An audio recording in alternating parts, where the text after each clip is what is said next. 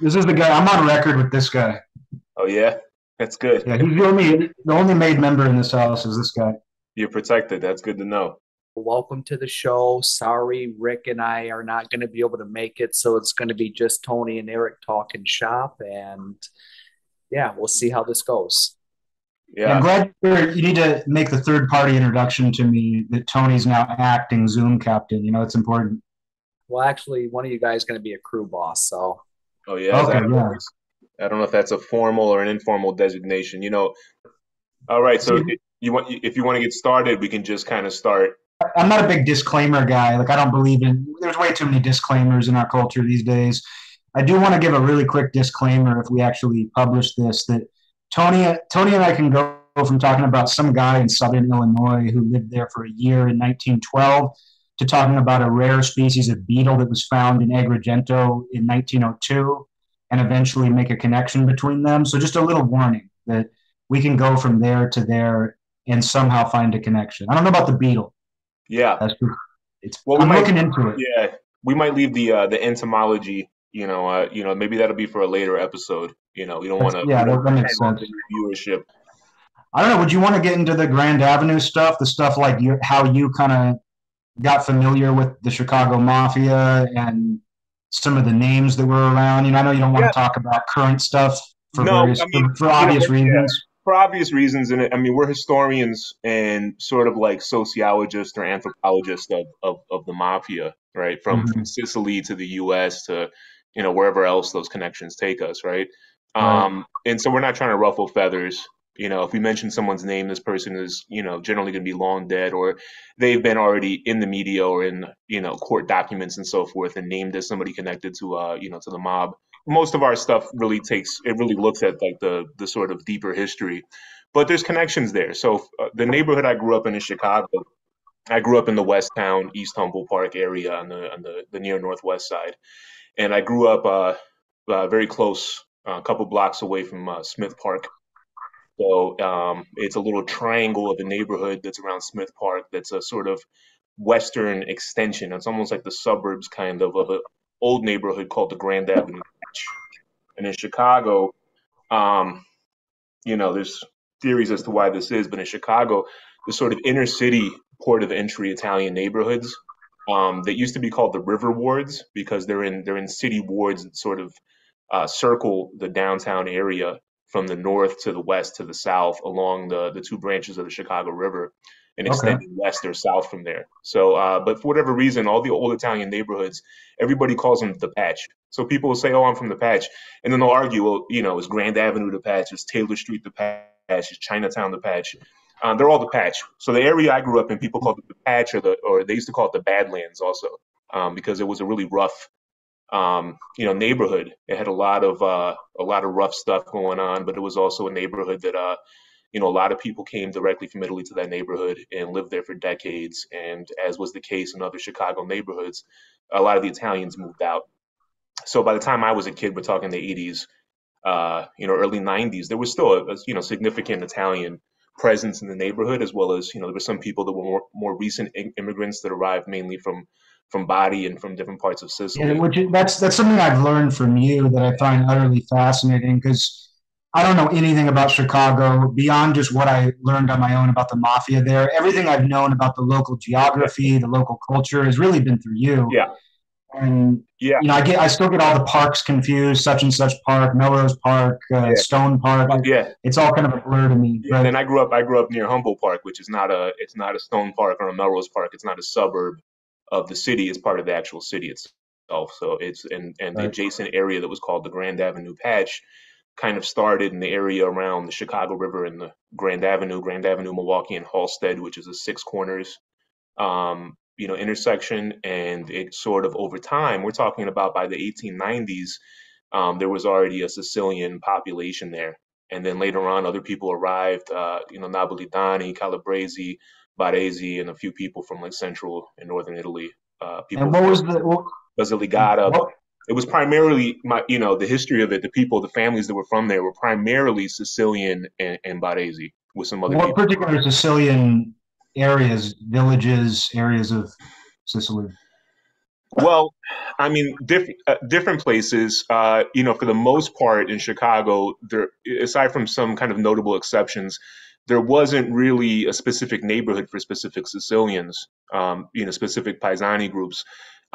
It could vary by the block and even by the building. Paisani from specific comuni in Sicily would cluster in specific buildings and in specific blocks. So it Right. would be a really granular sort of analysis and I know a Real, little bit about that when it comes to some other neighborhoods, but I mean, real quick. there were people from Castelvetrano, there was people from Partana, there was people from different parts of Palermo province.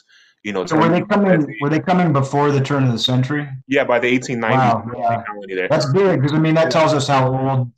Those are very heavily mafia linked villages. So I mean that tells you that They the are, yeah, subculture was there, and I mean we'll yeah, get into some of the specifics of what that means some other time maybe. But that's an important detail. yeah. Well, it takes us back. I mean, we're at the point now of it's 2000 and 22, and the in the last 5 to 10 years, that six corner intersection of Grand Milwaukee and Halstead is pretty notorious because there's a restaurant La Scarola there.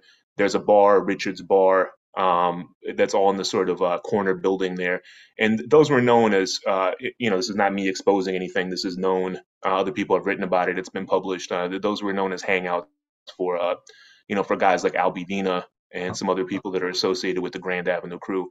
So that's all the way until maybe not today exactly, but up until quite recently, there's been an active mob presence. But that goes back at this point, as far as we've documented, at over 120 years, Man, continuous, and for decades and decades. I mean, we're talking about this is a neighborhood where Tony Accardo, Joe Batters, grew up. He grew up on Grand Avenue by May. Right, his family moved when they settled in Chicago from Castelvetrano and Trapani in Sicily. They settled there. There were other people from other towns nearby in Trapani also. There's people like I said from Partana, from Castelvetrano, from Marsala. There just was so a people lot of other know, just famous so, people. sorry. Joey Lombardo was from there, and so when I said I grew up by Smith Park, I grew up about 2 blocks away from Joey Lombardo's social club, the Huron Social Athletic Club, on the corner of Huron and Camp, Wow. which is across the street from the actual. There's actually a park there, Smith Park. And as a kid, all the kids we played basketball and football and swimming in the pool. There's an outdoor pool there. So I walked past his social club and saw whoever these guys were in the 80s and stuff hanging out there. During What that did you time, think of that? Lombardo was in prison. He was in prison for bribing a U.S. senator, to build a casino in Las Vegas. What Um, did you think of that? Like as a kid growing up there, I mean, you obviously weren't connected to the mob, but what did you think of the guys hanging out at the social club? Was that just kind of a normal sight? Yeah, I mean, my family. I told you before. I won't get into who they are. My family does have a few sort of like connections where it's in Chicago. I mean, if you're like an actual Chicagoan and you're from one of these neighborhoods, you're never more than one or two, sort of nodes, right, or degrees away from being connected to somebody who's connected. So there's a few people in my family that I mean, there's even a person that's been called an outfit associate. I don't know what their formal status was, right? That there were friends of my family, some people that were connected, people connected through like the Cook County court system that knew people. But yeah, no one in my family is like connected. I didn't grow up Right. in a mob connected family. But what we knew, the neighborhood kids, is we knew that the guys that hung out at that place, just like the guys you would see coming in and out of the bakeries and cafes and restaurants on Grand Avenue, everybody said those people are in the mob. Those people are in the mafia, right? Those guys are mafia guys, right? And you just kind of everyone sort of knew that. No one really mess. You don't mess with them. You don't sort of get involved in their business. You don't. You kind of don't really. I mean, they didn't bother anybody. I mean, some of them were real tough looking people. I mean, you look in their eyes and they just look like bulldogs. These old guys just sitting Yeah. around. And years later now I have an idea who some of those guys were. You know, Were some of them kind of community figures that you knew of? Were they active, social? Because people have these stereotypes, but were they insular? yeah, I You mean, were a Joe. kid. I was 8, 9, 10 years old, and my family didn't. It wasn't like my family was related to one of them, and they came over to our house for like Sunday dinner or something. So I didn't Right. know who they were. I just knew that they were like these, tough old guys that looked sort of like stereotypical mafia guys. Like when the weather was cold, they had like leather bomber jackets and members only jackets, little gold chains and that kind of stuff. And in the They have the summer, little hats. Like I've seen yeah, the Calabreses wearing those hats together and everything. yeah. And in the summer, they'd be hanging out with, don't offend anybody. Everybody in Chicago says the Dago tees, which, like what they call a wife beater shirt. And Yeah. everybody in Chicago calls those Dago tees, including Italians. So I mean, hanging out with those and like leather slippers and gold chains and that kind of stuff, and just I mean, like not they're not very flamboyant. I mean, it's not like a scene from like the Scorsese film Goodfellas or something. We know there's a lot of guys in New York who actually weren't that flamboyant. A lot of made guys who were big time. We've been told by people that knew them that a lot of them were sort of low key and very working class looking. And so in Chicago was like that also. I mean, Joey Lombardo he lived about 2 blocks away from that social club, 3 blocks away. So he lived in my immediate area. I know his building well. I'm sure I saw the guy because he was out all the time smoking cigars, and I didn't know who he was as a kid. I just know some of these people, and Right. kind of, I'm a kid. I didn't really care what they were doing. And the Spilotros are from there too, right? Yeah, but they moved out way before my time. Oh, So okay. yeah, yeah. Now Joey Lombardo was a different sort of character. He was a creature of the neighborhood, and he stayed in the same building. He didn't grow up there. He grew up on Grand Avenue in Ogden, which is a little bit farther east, a few blocks east. It's all one neighborhood that unrolled like a curtain almost, from east to west, right down the Grand Avenue and like the adjacent east-west streets. So he grew up by Grand and Ogden, which has a very long history of people affiliated with the mob. Tony Spilatro's father, Pasquale Spilotro, he was an immigrant from Bari. Um, Spilatro's mother was a Sicilian American from Louisiana, so it Hmm. kind of exemplifies that the two dominant Italian groups, the neighborhood against Siciliani and Baresi, It's right? kind of like what we were talking about with the Luciano episode, where just the cross pollination happened very early on, and it sounds like we see that with some of these Chicago members, where sometimes their parents were one was Sicilian, one Yeah. was from the mainland, and that type of thing. Yeah, you'll see that. I mean, you also see people that marry people that are from the same town or neighboring town back in whatever region of Italy that their parents or grandparents came from. So there's some, I mean, people were coming to this country and they were forming a new sense of identity. If we're going back to the 1870s and the 1880s when the first Sicilians were arriving in Chicago and then other Southern Italians, um, I mean, Italy was a brand new country. Before that, Italy had been a concept that only existed as a dream in the minds of political activists and revolutionaries, Well, and right? even a lot of Yeah. Sicilians that I know today who aren't even interested in the subject, just people I've met throughout my life, they'll tell you right away they're Sicilian. Oh yeah, I yeah. don't meet other Italians. Yeah, other I have a Italians don't neighbor. say they won't say I'm Neapolitan, I'm Calabrese. Sometimes they will, but Yeah, largely Sicilians make it a point to say I'm Sicilian. yeah. They'll say I'm Sicilian. I'm Siciliano. Right? Yeah, I mean, I have a neighbor very close to me. It's amazing. You walk past the person's house, they have a massive Sicilian flag. The red and yellow flag with the trinacria, like which is a sort of uh, kind of like you know uh, poetic symbol of the island of Sicily, right? They have this and a huge American flag. There's not a single Italian flag up on the house anywhere. So it really shows you those people are very hardcore Sicilian. Some people You think about the identify unification as and Sicilian stuff. first. Yeah, With the unification and everything being relatively recent when a lot of these people came here, I mean, it makes yeah, sense. yeah. So that's yeah. So I mean, yeah, Spilaccio grew up by Grand Avenue in Ogden.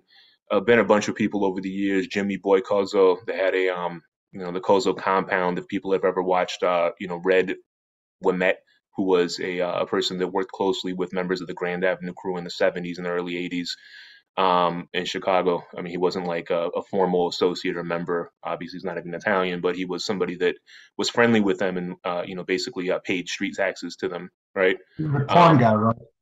yeah, yeah, he owned a porn shop in the near North Side, and so that was sort of there was multiple outfit crews. Outfit is one of the local terms that people use for the mob, Right. right? And two outfit crews, the Rush Street crew and the Grand Avenue crew, were sort of active in collecting street tax from porn strip clubs, bars, houses of prostitution, and gambling bookies. Right, they collected street tax from a lot of illicit as well as legal businesses all throughout Chicagoland for decades. Right, it was they imposed what in Sicily we call it pizzu, right, to get a beakful. Yeah. Yeah, so yeah, Grand Avenue in Ogden. That's where Joey Lombardo grew up. That's where Patsy Spilotro's restaurant was. Tony Spilotro worked there as a kid.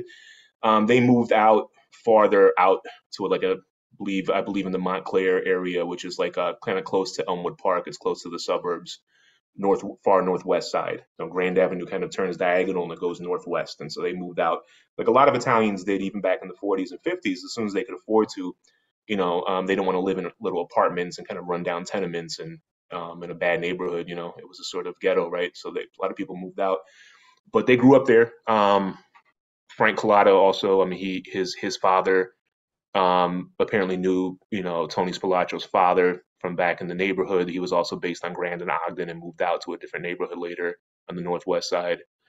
Yeah, and then Lombardo later in the 50s, he married his wife and moved closer to my side of the neighborhood, which is a little bit farther west.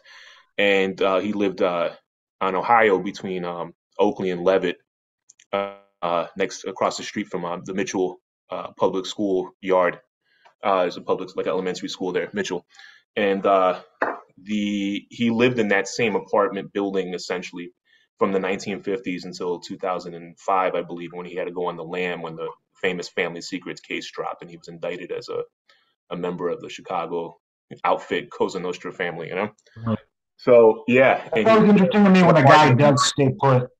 Yeah, Whenever a guy like, because we know these guys move to the suburbs, and there's guys who are multi-generation members who sure. might be, let's say, in New York, they might be affiliated with a crew in Brooklyn, but they Yeah, spent their entire life on Staten Island or New Jersey and that type of thing. That does happen, but it's always yeah. interesting to me when a guy holds it down and he stays in the area. Yeah, well, I mean, like the guys who were originally from Grand Avenue back in the days that are really famous, like again, Joe Accardo, Tony Accardo, everybody called him Joe or Joe Batters. Um, yeah, the Cerrones, Frank Cerrone, who later on became the underboss or the Soto capo of the Chicago family. And he was before that he was the capo of the what they call the Elmwood Park crew. People would still call it that to this day because it sort of base of operations moved farther west and northwest. But I mean, those guys all sort of originated in the Grand Avenue neighborhood. So yeah, it has a lot of mafia history, a lot of famous people that are from the neighborhood. Joey Andriacchi, who was the first cousin of Joey Lombardo's wife. So Mm. Joey Andriacchi grew up in the same building that Joey Lombardo later lived in for 50 years, right?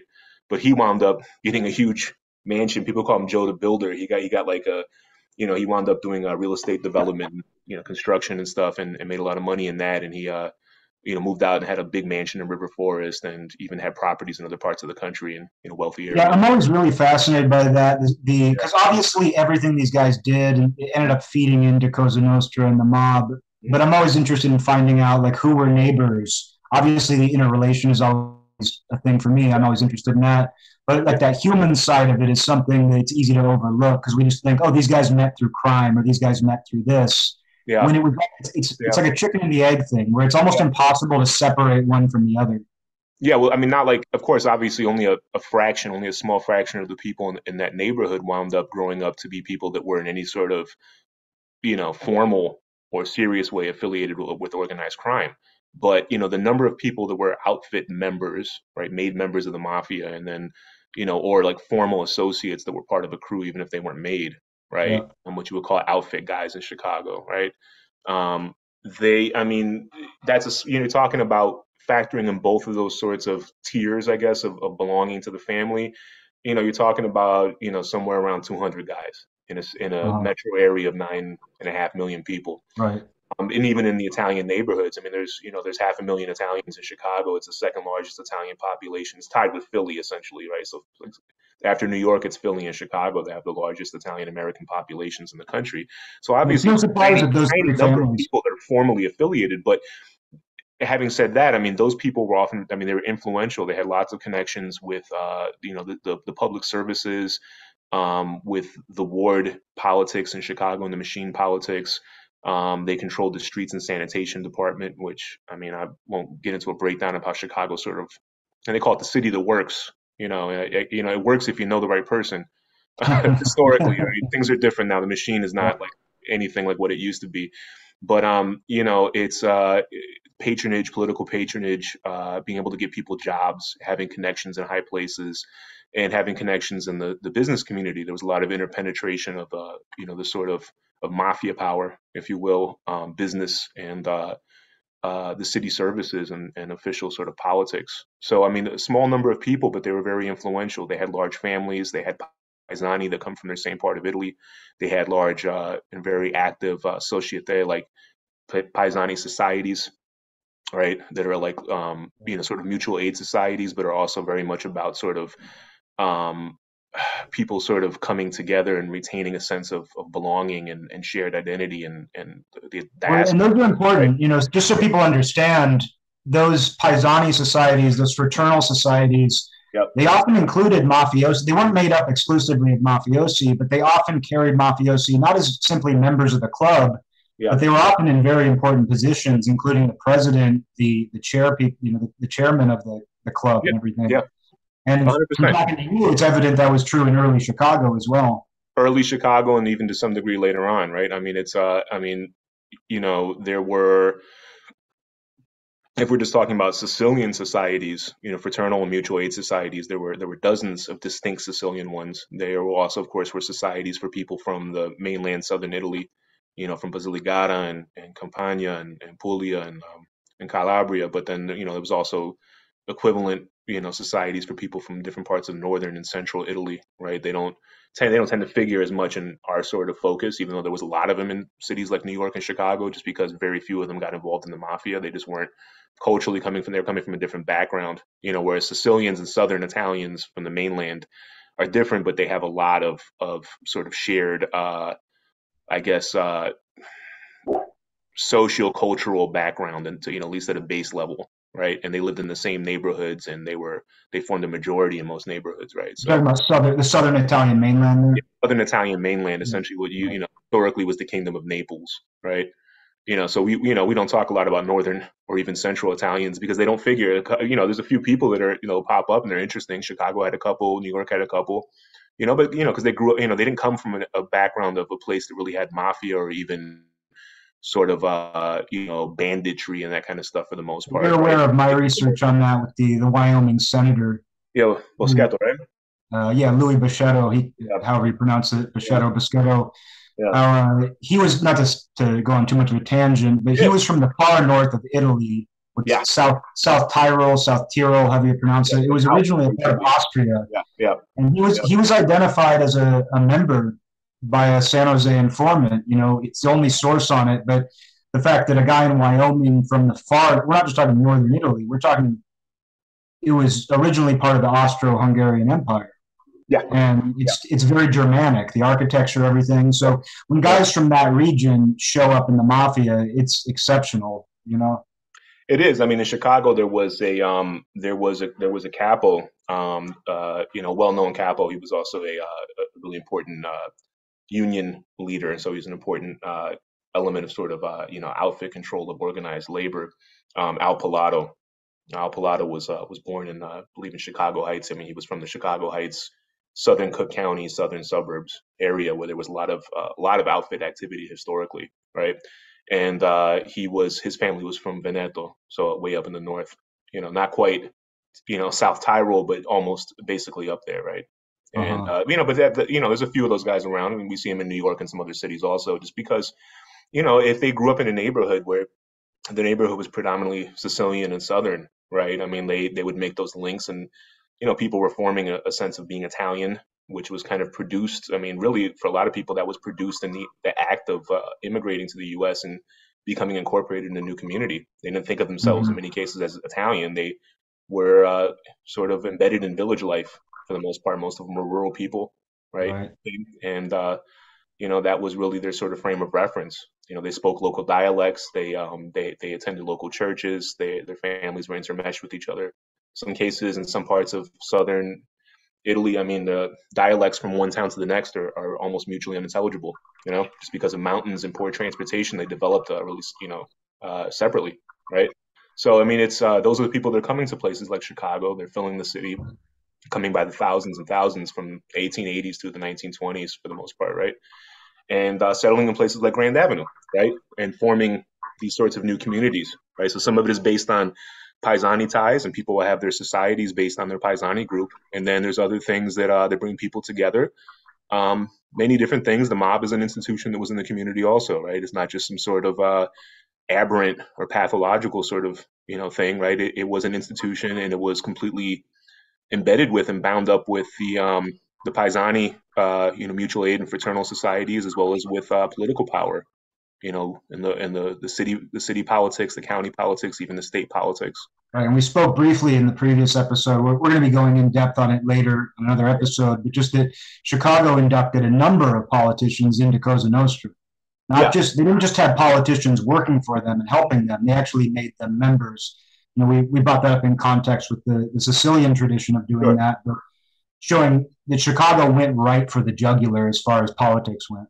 They did that, yeah, and I mean, these guys were not politicians who then became sort of brought into the orbit of the mafia, right? They may have had, maybe, I don't know the background on this guy Busquetto and Wyoming, right? I mean, he's obviously not coming from a traditional mafia background or culture, but these guys in Chicago, they became aldermen, they became ward committeemen.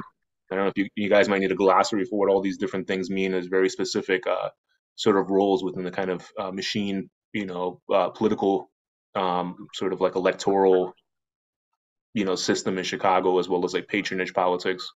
So what exactly is an alderman? Can you just break that? Because that comes up a lot. It's a city council person. Okay. City council person, but the way that I mean, in Chicago, you don't say the city. You have the city council, but you don't say a council person, a councilman or woman. You say an alderman or an alderwoman. Okay. So that's an alderman. So there's about, I should know this. It's like 50 something wards in Chicago. I'm gonna hold you to that. If I look it up and there's less or more than 50, I'm gonna, 50 gonna talk to Angelo about maybe throwing you off the show. Get shelved that way. So yeah, I don't want to get shelved.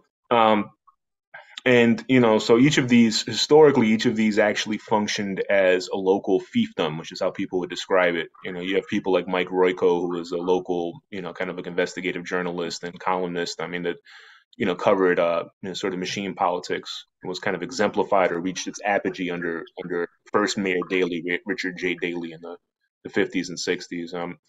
But it endured for a long time. And each alderman, they had what was called aldermanic privilege, which means basically they could veto any sort of city project or ordinance that would impact their ward. So they were almost like it was like a feudal system where they were like almost like lords of their ward, as long as they swore fealty to like the Democratic Party, which dominated politics for decades, and to the mayor and so forth, right? Yeah, Louis Busquetto in Wyoming was Democrat as well. Yeah, well, there was early in Chicago, like we're talking about 1910s and 20s, there was millions of Republicans. It was really from like the New Deal onward that the sort of like European ethnic immigrants kind of really became solidified as Democrats until like the 80s with the Reagan thing, right? And a lot the definitions of these things are always evolving as well. Yeah. And the mafia too, as far as where the mafia fits into these political parties and stuff, they tend to be very opportunistic. Whatever's best for Cosa Nostra, whatever's best for the world they're governing tends to be where they lean. And if it doesn't work out, they move on, sometimes violently. Yeah. Yeah, absolutely. So I mean, there was some mob affiliated people that worked with the Republican Party, but for many years in Chicago, and the Republican Party essentially is non-existent. It's like a dead letter. Yeah. Like for the mayor's race. I mean, the election in Chicago for way more than my lifetime. The actual election is like the Democratic primary. The election, if there's like a Republican even running, which sometimes there wasn't, is it's like a farce. Because it's So but those wards, like I said, were run like fiefs, right? So a guy who was an alderman, back in the days they were all men, right? At the time we're talking about, a person who was an alderman basically had a tremendous amount of power in terms of being able to. They were given allotments of police hires for the local police districts. They were given. They had like crews from like the streets and sanitation department that were assigned to them. If you wanted to get a sidewalk fixed, if you had to get snow plowed, which in Chicago, you can imagine for part of the year is a very serious issue, stuff like that. And lots of jobs, patronage jobs to give out. They can get people jobs with the streets and sanitation or the city services. They have people that worked as a ward committeeman, which you've probably seen that before. It's not an elected position, right? In like the city government or the county government. John DiArco was one, right? John DiArco. He was also first ward alderman, right? Yeah, okay. John Darko Sr. Yeah, John Darko Sr. John Darko Jr. right is a different person, right? His son, but John Darko Sr. was a we know, right, based on FBI documents, he was an inducted member of the mafia, and he was at different points he held elected office, including first ward alderman, and he was also a first ward committeeman, and then senator later, right? State senator. State senator, believe, right. Yeah, but definitely first ward alderman, and which you might not. People who aren't from Chicago don't realize that to be an alderman in the city, and especially the first ward alderman or the old first ward, was a bigger deal than being in the state senate or the state Congress. So it might not seem like it's a bigger deal. That's actually a more important office and has a lot more clout and power attached to it. The old first ward encompassed the Loop.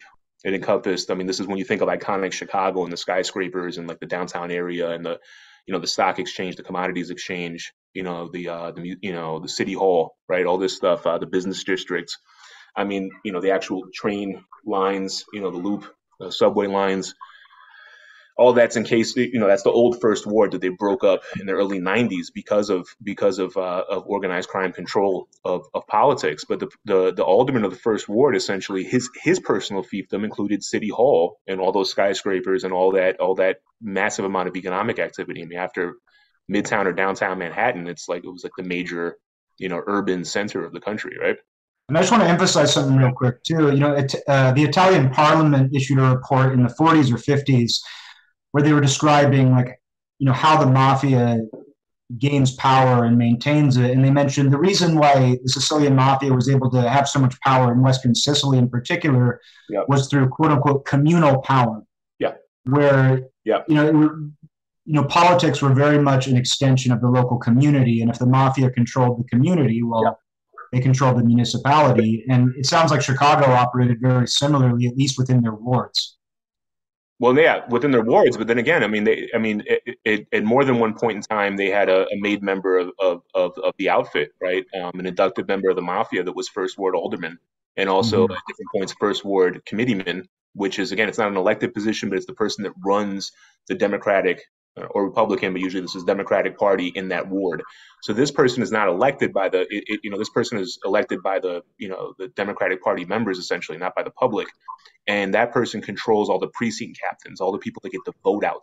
It's an immensely influential position, especially in an important ward like the first ward, right? So having both sides of having the electoral apparatus of party politics and campaigning, and the actual official government apparatus of the first ward under made members of the mafia for decades. That's a very, very important thing because that, like I said, City Hall and the Loop and all that is in their personal fiefdom. So, as the stories go, that if you wanted to build, like when they built the Sears Tower, which for decades was the tallest building in the world, they build all these buildings, all these major projects in the Loop.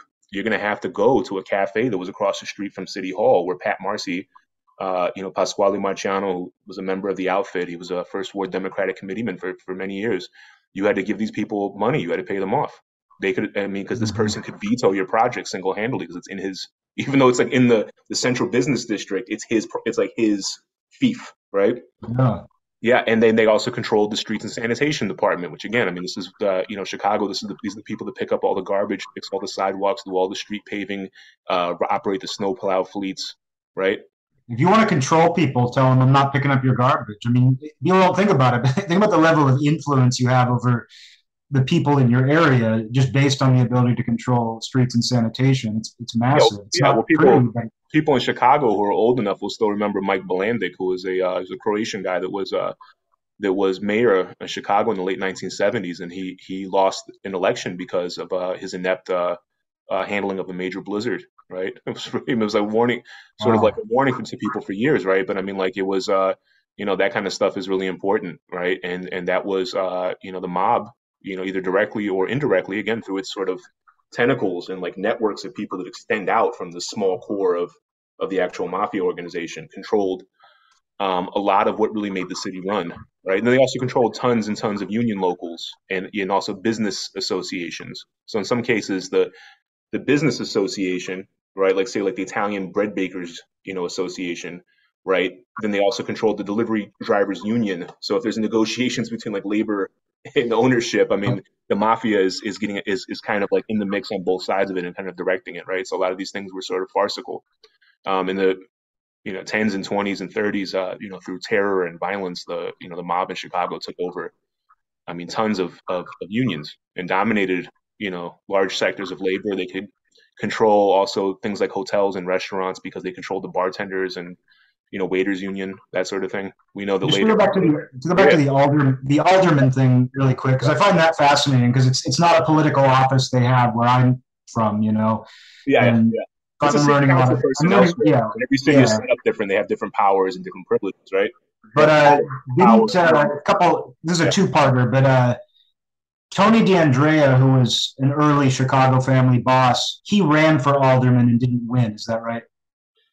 Yeah, he ran and lost, and that was called the pineapple primary. So there was a primary race between him and the incumbent, Johnny Powers, who was an Irish guy, because the neighborhood, this was the Taylor Street patch, a different Italian neighborhood on the sort of the lower part of the West Side, along Taylor Street and adjacent streets like Polk and Lexington and so forth. And so that kind of started from South Clark, just south of the Loop, near like in one of the old train stations, and sort of unfolded west all the way, eventually all the way basically to, I guess you could say basically all the way to Cicero over time, right? Okay. All the way to like the inner ring suburbs. But that Taylor Street it developed into the largest Italian community out of several in Chicago. Really major place, so sort of like the equivalent of like Little Italy in Manhattan for Chicagoans. Okay. And yeah, it had been Irish before, and then the Italians moved in the 1880s and 90s, and they started, kind of pushing. The way people talk about it, they basically fought hand to hand combat, like block after Wow. block with the Irish for decades. There was a lot of acrimony, right? Uh, And but the other Johnny Powers was an Irish. He was an Irish alderman that was the incumbent and had been in power for a long time. He was sort of like a very Chicago character, very flamboyantly corrupt. And the Italians liked him, in his ward. They called him Johnny DePau, like Gianni, Johnny DePau. Like they okay. Italianized his name, and he would go by that. He liked it. So he had control of that neighborhood, and so you would think that DeAndrea would. There's a lot to talk about with DeAndrea, so it's like I kind of like don't Yeah, I want to don't want to go too pigeonhole deep on somebody. him here. I want Rick to be involved in that as well. Yeah, well, But I he was wrote just this bringing it up just to article in show that, 2009 in the Informer about DeAndrea. That's a very good article and very yeah, useful. I mean, absolutely. Antonino DeAndrea was a very important boss in Chicago. He was the boss of the Chicago mafia. It existed before Capone. Capone didn't Yeah, of start course. it. It came from Sicily in the 1870s and 1880s is the best bet based on the evidence that we have. When Sicilians were first moving to Chicago in those decades, and by 1920, 21, when DeAndrea was eventually murdered, it was, probably the most important mafia family in the country outside of the New York City area. And maybe New Orleans, because New Orleans is very old, but Chicago was a much larger city, right? You Um, bringing up the large Italian populations in New York, Philadelphia, and Chicago, yeah, and when people talk about the American mafia long term, throughout its lifespan, yeah, those are the three cities that people tend to focus on the most, and it's not a coincidence. yeah. Well, they were the three largest cities in the country until eventually, Los Angeles Mhm. and Houston. And Houston hasn't surpassed Chicago; it's surpassed Philly. But those were the three Mhm. largest cities in the country for the time period that we're talking about, and they were all major, destinations for European immigration from Southern and Eastern Europe, and so they attracted very large Italian populations, just like they attracted large Jewish and Polish and German and so forth, right? Um, yeah, so that's I mean they're the biggest cities in the country, so of course their families had a lot of activity. They controlled territories that were very lucrative and very influential, right? New Orleans is an old mafia family. We talked about that in the first episode. It goes back well into the 19th century. It was the center of Sicilian immigration before New York was, right? In terms of the port of entry where people are actually arriving on ships from Italy, right? But it was a much smaller city and had been long since had been surpassed by the cities of the Northeast and the Great Lakes areas, right? As these became massive industrial and commercial powerhouses, right? Mhm. So yeah, there's a reason why people think. I think the reason why those families became very important and powerful, but they developed under separate. They were all part of. They're all sort of local manifestations of the same phenomenon, the mafia, which is a large, essentially a secret society or underworld fraternity, right? That has outposts all over the place. So if you're a mafia member in any of those families, you're a mafia member anywhere, even if you don't report to that family. Well, we know transfers occurred in and out Right. of Chicago. Yeah. Yeah. We've discussed those. Yeah. So But it transfers wasn't. of Yeah, membership. but it wasn't like it I mean, was. the thing about Chicago, Yeah. Yeah. it was a very secretive organization. Yeah. They were very well disciplined. I mean, I think with some of these things, there's a tendency to say, "Oh, we don't know much about their inner workings, therefore maybe they didn't care about it as much." When often the opposite's true, that they're that much more disciplined and that much more secretive. And the more I learn about Chicago, it's evident, kind of like the Genovese family, who they have a lot of links to. We'll go in depth about this another time, but that's something Yeah. that's an important part of any discussion about Chicago, is that they really maintain discipline and secrecy. Yeah. Well, it's a secret society, so you're supposed to, right? But I mean, different Yeah. because it's like you can view the mafia, specific mafia families as at different levels, right? So they're simultaneously both a local manifestation of a broader phenomenon and organization and institution and network, but they're also products of their local environment. So that, I mean, both of those things are true, sort of like the top down and bottom up approach, right? And you have to kind of have both of those, I think, perspectives to really understand, each family, right, and its sort of historical and social context. So yeah, I mean, the Chicago family was an important, and it still exists today. It's been around for a long time, and it was a very important family in the American mafia. But it's also a product of Chicago as much as it is a part of a larger phenomenon, right? And so there's distinctive local conditions and sort of history that happens in each of these families. So they take on their own sort of character to some degree, right? And Yep. so that's true anywhere. Even in New York, the different of the five families in New York have somewhat different, I guess you can call them corporate cultures, right? Yep. And they have sort of like almost like stereotypes attached to them. The members of one family will say, "Oh, this guy's with the West Side. The West Side are like this," right? It's a good word for it. I never thought of that, stereotypes. There is a stereotypical member of a certain family. When you think about them, you imagine a certain personality type, a certain way of operating at the very Yeah. least. Yeah, well, because they recruit certain types of people, and they have a certain, like, I would call it a corporate culture, right? Not that they're primarily a business enterprise, but I mean a corporate culture in the metaphorical sense, like they have an institutional culture, right? Which is a little bit different. Families have, they have so even if they're using the same formal positions, the same organizational structure and everything, right? The way that they understand how to use that network, the kinds of people that they recruit, the way that they sort of interact with each other will be a little bit different, right? And then in a city like Chicago, which is a different city, which has a different history, the communities develop differently, different politics and so forth, right? I mean, it's going to have a different character to it. It doesn't mean. I guess we should sort of be clear that what we're talking about, without dancing around it, is that for years, and you'll still see a lot of this on the internet, is people will go on Reddit or something and they'll ask, like, is the Chicago outfit actually Cosa Nostra or something, right? And because they think it's not, they think it's something that started with Al Capone, who was not Sicilian, right? We know that he was a member of the mafia. He was inducted into the mafia, but he wasn't raised in it. He didn't come from a Sicilian background or a mafia lineage. He was an associate of the Genovese family, inducted into that family, Right. promoted to captain, apparently transferred membership when he took over Chicago. Yeah. Yeah. And was appointed or recognized, I shouldn't say appointed, he was recognized as the boss of the Chicago family in early 1931 by Salvatore Maranzano, that we talked about a lot in the first episode, right? Yeah. So, but the Chicago Mafia long predates Al Capone. It didn't start with him, right? It didn't start with his mentor, Johnny Torrio. It didn't start with Jim Colosimo. All of these men were mainland Southern Italians that had a close relationship to the mafia, right? They weren't strangers to it. They weren't like living in a separate universe.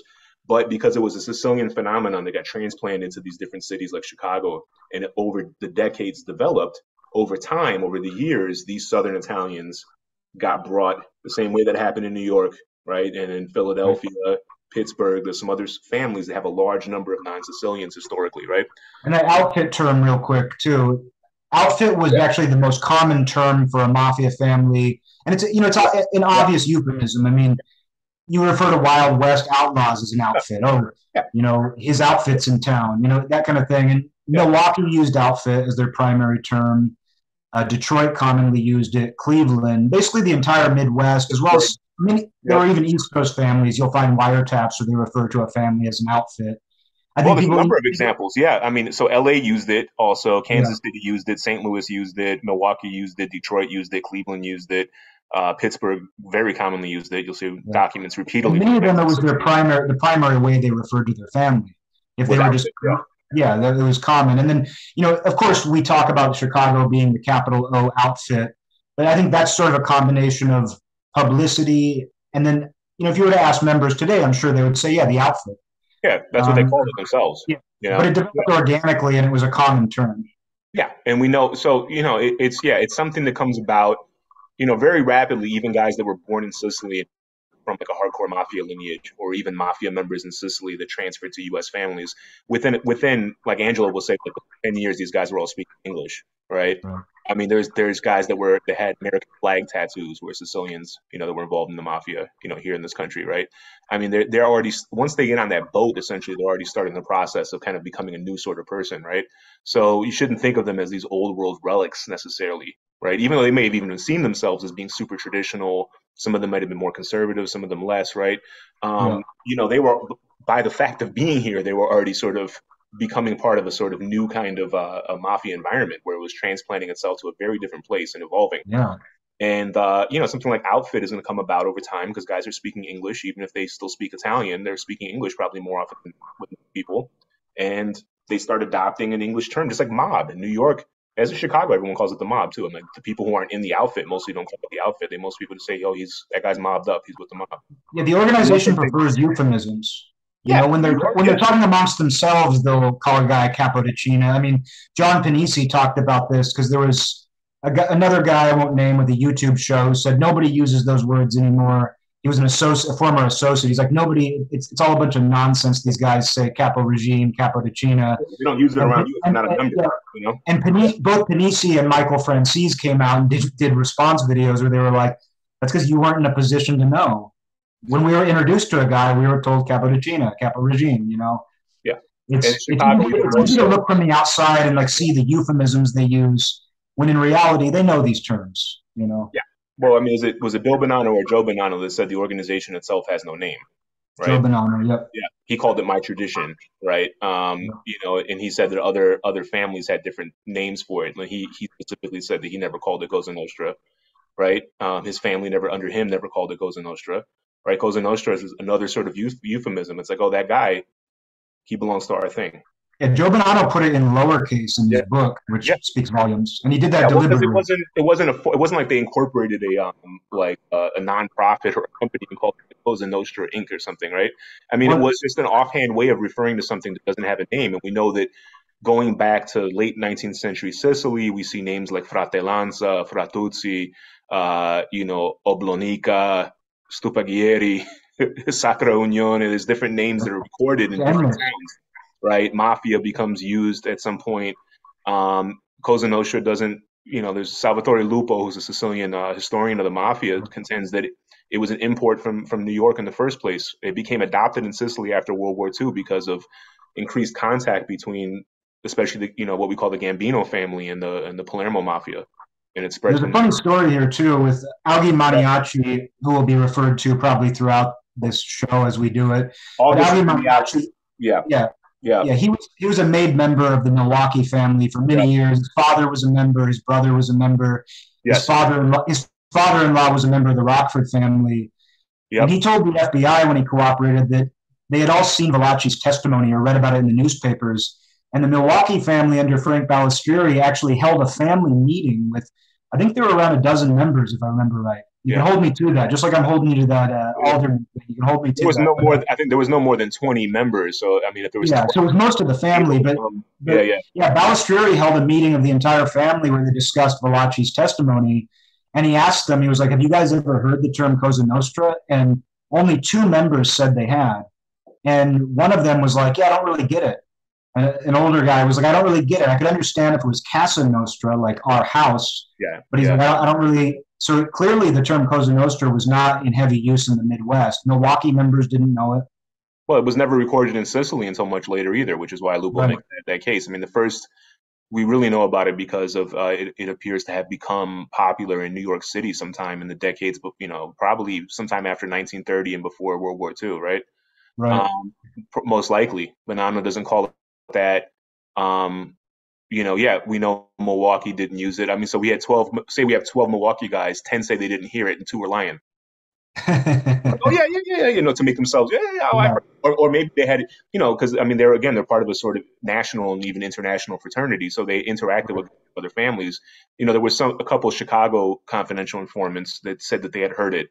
They might have been referring to Valachi's 1963, testimony that was aired and covered in the press. It was a big Yeah. deal in the news, but they said they had heard it. It just wasn't in common use in Chicago. So maybe they heard somebody use it, maybe a guy from New York or something, or they had used. It's also a kind of a it's a very casual thing. You could say you're A speaking. thing. These guys all spoke. Even the guys who were born in the U.S. I mean, their parents were from Italy. They all spoke Italian to some degree. It's And literally, Tony, it's literally a casual thing. yeah, It means no, yeah. thing. Oh, you see this in the paper? This is going to be bad for our thing. When you see this, they're passing this law. This is no good for our thing, right? And you see where they also use that phrase, Yeah, another disclaimer, but I'm going to butcher any Italian I try to say, but ustessa yeah, cosa, it means yeah. like the same thing. La And stessa cosa. Yeah, yep. yeah. And when The they're introducing same a thing. guy in Yeah, Sicily, it's very common where when they make a member introduction, they say ustessa cosa, the same thing. So yeah, that, I mean, obviously the mafia didn't formally call itself capital T thing. We're the thing. We're a thing. yeah. That just Like shows a it was gang, or obviously. yeah, it's called the thing. I mean, Yeah, me as a guy who has no experience in that world at all, it's very easy for these Italian words to sound exotic to me, when in reality yeah, it means our thing or this thing of ours. yeah. You It's to capitalize it. avoid saying, it's to avoid actually describing what it is. Yeah, If you and need to know what that is, that'll tell you what it is. yeah, the Calabrian mafia researcher and academic Anna Sergi, right? She's great. Yeah. She specifically makes the argument to not capitalize, terms like Cosa Nostra or Ndrangheta, which is the local mafia of Calabria, right? Um, because it's not because it's like you're paying too much respect to them necessarily, right? I mean, they also have done a lot of horrible things to people, and so a lot of people would see them as cancers on society, right? We're not here to moralize; we're here to understand it. So Right. we're not taking, that's not our aim. But it's also that it sort of distorts what it is. It kind of makes it into an object as opposed to a kind of like an historical process, right? There's a lot of dynamism happening to it, right? Which is what So Joe Bonanno said. Joe Bonanno said this is a process. I mean, yeah, he said he said it's not an organization; it's a process. It is an organization, but I do I think would he's agree. right. But yeah, it's an organization that acts out through various processes. Yeah, yeah, yeah. I mean, I think it fits, the hallmarks of what one would say sociologically is an institution, right? But an Mm-hmm. institution itself also is, I mean, you can sort of render it statically as like a sort of fixed object, but it's also a process, and it's also it's a set of rules and formalized, interactions between human beings, right? And that's the sort of processual part of it, right? So you can look, it's not an object in the way that a rock is an object in the world, right? It's an object in our heads, right? It's a conceptual object, but it's also it's a set of sort of practices, behaviors, values, right? So in that way, it is sort of, and it changes over time. It responds to things. You can say there's continuity. We know that what exists today still in New York and Chicago and Philadelphia and then some other places in the U.S. as well as, of course, all over Sicily and mainland Italy is the same process that's been unfolding since the 19th century. Is it exactly the same? Has it been? No, of course not. But there's a continuity because that historical process has been unfolding, right? And it changes in depending on local context, and but there's also a unity to it, right? So there's shared ethos, shared values, shared sort of cultural outlook that the institution has, and there's shared organizational structures. That's another thing people have. They just don't know when it comes to Chicago. They think Chicago wasn't set up like a quote unquote Cosa Nostra family, because there was never an inducted member of the Chicago Mafia who testified and actually gave any details about the organization to the public until 2007 when Nikki Calabrese, who was a made member of the Chinatown crew in the south side of Chicago when he got up on the stand. That's what got me really. We went earlier. We were talking about myself, and I grew up in this neighborhood. I had an idea that the mob was powerful. I read about it in the newspapers. I heard rumors from people that guys with the mob. These people are mobbed up. Don't mess with them. That guy has a lot of power. Stuff like that. But very casual stuff. And what got me really into it was 2007 when the Family Secrets case dropped, because it was revelatory in Chicago, and it was a huge deal in the local press because this had never happened, that a guy was getting up there and saying, yes, I was an inducted member of the outfit. He calls it the outfit, but it's the mafia, right? He's an inducted member of this thing. And if you read through Calabrese's testimony, it's the same thing as anything else. Exactly. If you read through it, you could change the names and places, and you wouldn't think that it was any different than New York. Yeah, you change Cicero to Brooklyn, and Taylor Street to Mulberry Street, right? And it's it could be New York, right? He even said they use terms like Amico Nostra, Soto Capo. They use these terms that we're all familiar with. Friend of ours. He talked about people would be put on the shelf. Yeah. All the same, and that's a process too. Being shelved is a process. They talk about all the same processes. Yeah, and in the press and in previous court cases, because they weren't. This is the only time they've ever also had a RICO indictment, like a racketeering organization indictment that specifically named the Chicago, as law enforcement says, LCN, La Cosa Nostra family, right? That had never happened before. They've never indicted. They never actually named that entity in an indictment before, because they never had a made member who would be willing to get up on the stand and testify.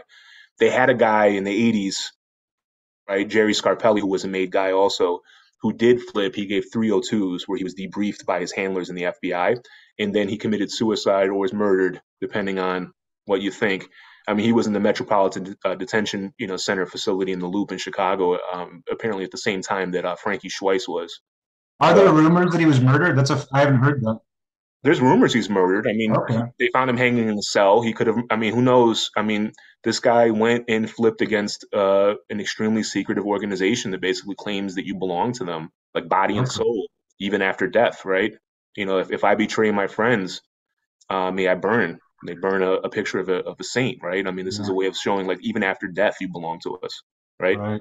For eternity, essentially, right? And people might think that stuff is hokey and corny, but I mean, there's a reason why the mafia does that. There's a reason why that same induction ceremony that Nick Calabrese testified about in 2007 has essentially almost word for word and motion for motion is identical to what we know from late 19th century Sicily. Some guys won't talk about it either. Some guys who have flipped won't talk about the ceremony. I mean, they obviously, if they flip at the FBI, they have to tell them everything. But when they do interviews and stuff, they won't talk about the ceremony.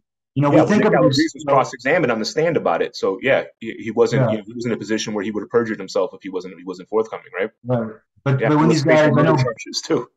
Bobby Luisi, who is a Boston-based Philadelphia member, he flat out refuses to discuss it. No. Well, people are touchy about it because there's. It's modeled on a baptism. It's a sort of baptism into something that in some ways shares something with the communal political structures of Sicily in its formation, but also shares something, I think, with the lay religious brotherhoods, right? Religious brotherhoods that were not ordained priests, but were like deacons and stuff like that would also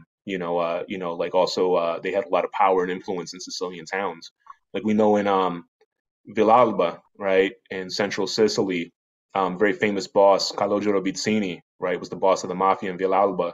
For decades, he was also the mayor of Villalba, and he was the head of one of these, lay religious fraternities. And all the members of the mafia, according to work that's been done, research there, were the elite of the mafia were all members of these religious brotherhoods, right? And so that's Angelo. Just so people know, Calogero Vizzini was from Villalba, which is Angelo Bruno's hometown, the Philadelphia boss. He was actually related through marriage to Vizzini. His cousin through marriage was a Trenton-based member, Pappy Ippolito. Pappy Ippolito's mother was a Vizzini, who was the first cousin of Calogero Vizzini. There were a couple of Vizzinis who lived in Trenton and were Philadelphia family associates who were never made. Yeah. Angelo Bruno's first cousin, Calogero Sinatra, was the boss of Vallelunga, which is in neighbors Villalba. So, I mean, these connections, these things don't exist in a vacuum. I mean, that's never been publicized to my knowledge. I wrote a little something about it, but it's never been publicized that Angelo Bruno is actually related to Calogero Vizzini. Yeah, Bruno is not his actual surname. Manaloro, yeah. Yeah, exactly. And then just to kind of tie it back to Chicago, I mean, yeah, there were Paisani from Vallelunga and Villalba there. They weren't a major group, but they were there, and then more so from sort of neighboring towns and what became called Enna province, right? There was important people in Chicago, including a Capo de China from there, but also Tony DeAndrea that we brought up earlier, was from Valedolmo, which is the borders. So on one side, Vallelunga is bordered by Villalba, on the other side is bordered by Valedolmo, right? And So that's then, and the reason they have all similar the same names, area. yeah, Valedolmo and Vallelunga have similar names because they're in a valley that Yeah. defines that region. Yeah, I think Valedolmo, I think, is literally means the valley of the elm, Hmm. elm or willow, one of those trees. But yeah, that's it's an actual valley. Yeah, same thing with And Colosio Sinatra, the boss Valedolmo. of Vallelunga, when he visited, when Colosio Sinatra visited the U.S. to visit Angelo Bruno, he went to Chicago, right? Yeah. Well, Yeah. he had plans to. There's a Okay. wiretap of Angelo Bruno discussing that with some of the membership of his family. Um, Okay. and some of the members in his family we know had direct connections to Chicago because it came up a couple times in the wiretaps as well as some of the info that the FBI was getting from confidential informants. Okay. Again, because I mean, first of all, Italians moved all around the country. So, I mean, some people congregated in certain cities or neighborhoods, depending on where they come from in Italy. But other people, I mean, they bounced around, they moved around, they intermarried with each other. They might live 10 years in one city, 10 years in another city before staying somewhere for the rest of their life. And so those connections are all over. And then the mafia itself, of course, is about networking. It's about having opportunities and connections, right? Right. So most of your connections are going to be with other members of your family, right? It's like family, your outfit, your brigada, right? You're you're going to have family with a capital F if we want to distinguish it from a kinship family, right? But there's all sorts of guys that had all sorts of important connections, right, based on racket operations or shared ancestry or just friendships, right, across multiple families in the U.S. Right. So Philly Uh-huh. of course, had its connections to Chicago, um, and yeah, Calogero Sinatra was supposed to visit Chicago, and he had Paisani there. He may have had relatives, right, and he may Yeah. have already known. You don't know people who don't know who he was introduced to. People went from Chicago, went to Italy, right? They went to Right. Sicily. Yep. They can make formal introductions, and we know back in the days they also used to use letters as a form of formal introduction too. So if they can't actually meet somebody in person, they could have letters as a way of introducing each other. But I want to go back to something you said a second ago about how family secrets got you more interested, because that was my story as well. I mean, Yeah, most of what I know about Chicago, the in-depth stuff, it's from talking to you, talking to Rick, talking to some other friends. Mark, shout out to Mark. Mark will be definitely. on the show. Mark's a guy who deserves, some time on here for sure. Yeah, And for me, like I had no interest in Chicago when I got interested in this. The way that it was talked about, the way that it was written about, I just felt no draw. Nothing drew me in. yeah. I checked out the Family Secrets book by Jeff Cohen from the local library of all places, and immediately I was like, "There's something more here that's fascinating." It's a And it peek sounds into like something. what's that? It's a peek behind a dark curtain that nobody had ever Right. been able to peek And into. it's a pitch black dark curtain. I mean, It is. Chicago, there's something extra dark about that family, the way they did Yeah, things. yeah. Well, I mean, they killed a lot of people. It was a really rough family. I mean, even by mafia standards, in many ways, they kind of, despite the fact that a lot of their membership was non-Sicilian, and there's actually, I believe that the Genovese and New England families actually proportionally have more mainlanders than the Chicago family did. So the idea, I mean, there was a lot of Right, Sicilians in the Chicago family, as we know, right? It wasn't right, like an all Napolitan family or something. People think that because of Capone and Paul Rica, right. right? I mean, a number of the later bosses, Cappuccino, important people were Sicilians, right? But it did have a lot of mainlanders. It reflected the community that it took root in, right? So it had people from different parts of southern Italy, and I think for that reason, people might not kind of think of this, right? But in many ways, the Chicago family resembles sort of culturally and how it conducts itself. It resembles a Sicilian family more than it does a New York family, right? The membership is relatively small, 9.5 million people in the metro area. And as far as we know, there's probably not more than 100 inducted members at any time in that family, right? You Right. see people on the internet say Chicago had 350 members or something ridiculous. No, they never had anywhere near that, right? We struggle to identify people who were made before really the 60s and 70s, right? We kind of have to guess and make assumptions based on what we know about the person. We don't have anybody who ever identified a lot of people as made, right? Right. But for some people, it's a very safe guess. But I mean, later on, like in the 60s and 70s, we can start doing that. And I mean, Chicago was still a powerful, extremely robust family at that time, nationally very powerful on the commission. And they didn't seem to have more than about 70 members. Well, that's something we see with one Yeah. family cities. One Sure. family cities don't have the same incentive to build up their membership. There's not a bunch of competing groups. So that kind of fits with the idea. I mean, maybe they were similar in size to Buffalo, which the FBI believed had around 120 members at their peak. That would be the upper range of Chicago by far, right? It's Okay. probably I think it's probably closer to somewhere under 100. But they also had, that's another thing that's confusing too is that I mean, they had a lot of Chicago seems to be a very criminal family. They had a lot of criminal activities. New York did too, right? I mean, like Yeah. this tends to be true in some of these larger cities, right? Because they became more of what people think of as crime families, organized crime syndicates. They had in these large racket operations and controlled lucrative businesses as well as lucrative, criminal rackets on a large scale. Right? They used extortion to extract basically taxes, street tax revenues from all sorts of people on a scale that was, I mean, other mafia families in the country, weren't doing stuff like on that scale, right? Uh-huh. I mean, the extreme is like Dallas or something, where there's like 10 members and they're not really doing anything criminal for the most part that we can tell, Right. right? But Chicago is like, like is on the other end of the spectrum. They seem super criminal. They're running, huge loan sharking rackets and gambling and union, racketeering. And, this is kind of contentious also, but they had narcotics operations, right? There was a lot of different things that they had. They had prostitution, all kinds of stuff, right? And then as well as all these like legitimate businesses and real estate holdings that the members had. But there was some number of guys that we don't know about who were not making the papers, right? Not all of them were huge Well, I loan mean, sharks. there's a guy we've spoken about. He was perhaps I mean, I imagine he was the oldest member at the time he died, but Joe Priola, whose son became a Rockford member. Yeah, it was And all, Joe he did Priola, the country, I'm sure, at the time, he lived probably. to 100 years old, and Yep. he was actually a professional musician. He was in the Chicago Symphony and everything.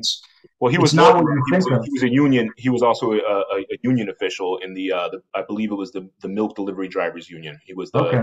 the treasurer and maybe he was the secretary of like either the local or like the entire organization.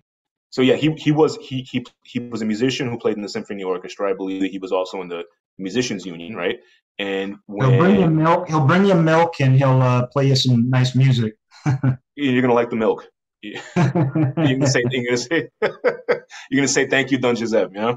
Yeah, yeah. But that's yeah, Giuseppe Priolo, whose son became a member of the Rockford family, which is a smaller family, which is in a just it's sort of just outside the Chicago metro area. It's not like a suburb of Chicago; it's its own sort of city, and it's very close to Chicago, and it has its own mafia family, right? Which Chicago represented on the commission. So, in the terms of national politics, it was basically given voice and represented through Chicago, but it was its own family. It wasn't like a crew of Chicago. And Right. his son, for various reasons, wound up getting made into that family instead of into the Chicago family. But yeah, Giuseppe Priolo, who was from Ficarazzi in Palermo, which is next door to Villabate, which I think will come up on one of our, you know, Oh, Villabate will come up. depending Yeah. on when this, well, yeah, depending on when this airs, it may have already Yeah. come in terms of when the viewers see it, right? But Villabate with Giuseppe Profaci, who not founded, but he was the most, the boss that we associate as like the guy before Columbo in the And he lived in Chicago for a short time as well. Yeah. he did, and his cousin lived there for a lot longer, who was also a Profaci family member, Nello Camarata, right? Yep. So that's and Villabate had a lot of people in Chicago, and neighboring towns like Ficarazzi and Bagaria had even more, and they're very influential in the Chicago mafia. So just to kind of like think about the way that these guys connected. So of course, Profaci lives in Chicago for a period before he moves to New York, right? It's natural. Yep. He had connections there, right? Yep. Yep. Those are the sort of connections that we love. When we find those things, those are Sure. the things that always draw us in further. Yeah, because these guys were aware of those things, right? Even if we don't necessarily have a wiretap of them talking about it. I mean, these guys, whether they were first generation Sicilian immigrants or second generation people raised in an environment of a Sicilian American family, right? I mean, they were aware of these Paisani connections. They were important to them, right? Right. Those were links that people took seriously, and there were ways that people could then have contact with people in other families also, right? So if you see guys with shared ancestry or from the same town, right? Especially if it's not like it's a small town, it might have 5,000 people, and you might be able to, find names that sort of like surnames that appear in both families. You can say there's a good chance. Hey, and also both of these guys wound up joining the mafia. Maybe there's Yeah. something about that town and that family, right? It's a very small circle of people who share all of those qualities, all Yeah. of those similarities.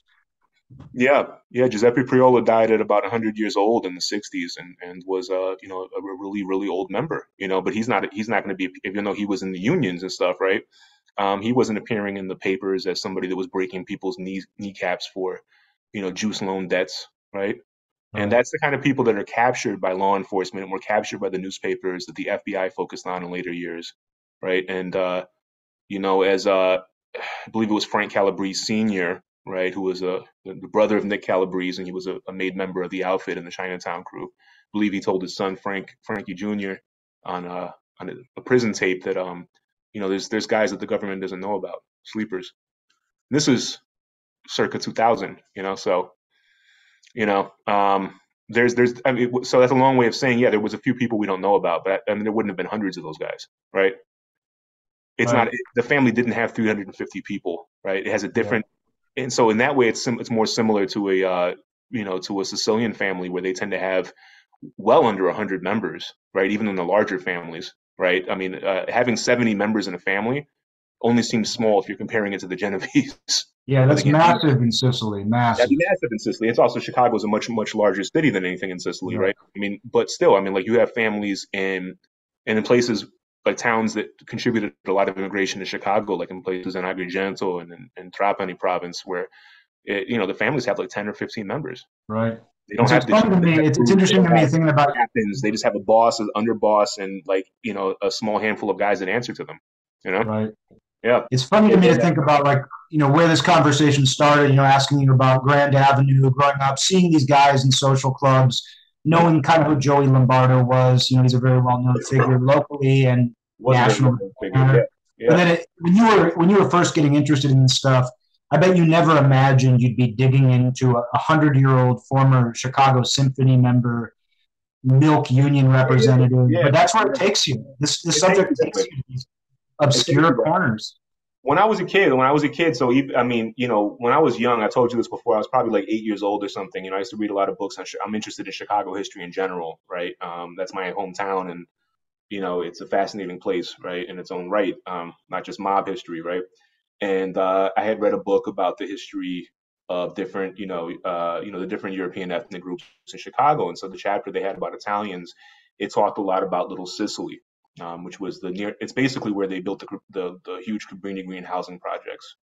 They tore down most of the neighborhood and they put up these large house, very notorious housing project that's famous, and which has now mostly been torn down itself and replaced by an entirely different neighborhood. So it's gone through multiple iterations. But that before that was Cabrini Green, that was called Little Sicily for years, and it was majority Sicilian. Only very small number of other Italians there. So unlike Grand Avenue, unlike Taylor Street, unlike Chinatown or Melrose Park or Cicero or Elmwood Park, it had very small numbers of non-Sicilians. But what was fascinating to me about this neighborhood when I read about it, because it was long gone by the time I was around, was that every Sicilian paisani group, right?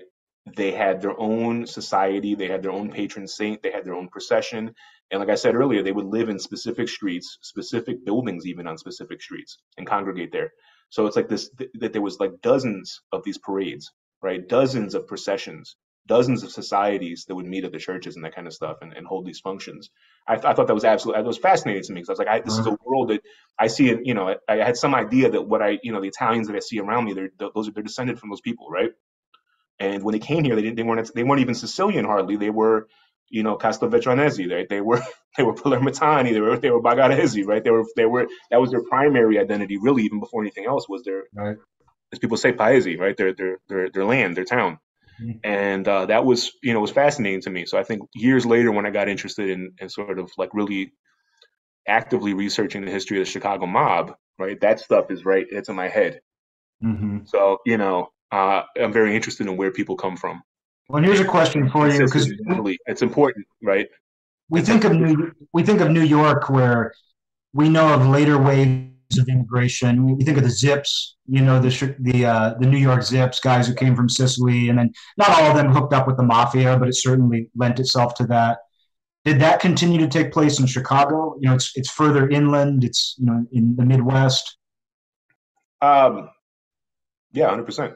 And even the term zip was used there, from what I understand. That's not, and that's it was used there. I mean, it was recorded around 2000. It was recorded in the papers by a law enforcement personnel that said there's a number of people from Sicily operating in Chicago, and these people are called zips by the local organized crime people, and that the local guys, some of them are even scared of the guys from Sicily because they have such a reputation Yeah. for violence. And if it's And Chicago, then just to the broader communities, even outside of mafia connections, there were just Italian immigrants continuing to come to Chicago in later decades too. Is that right? many thousands. Civilians and everything.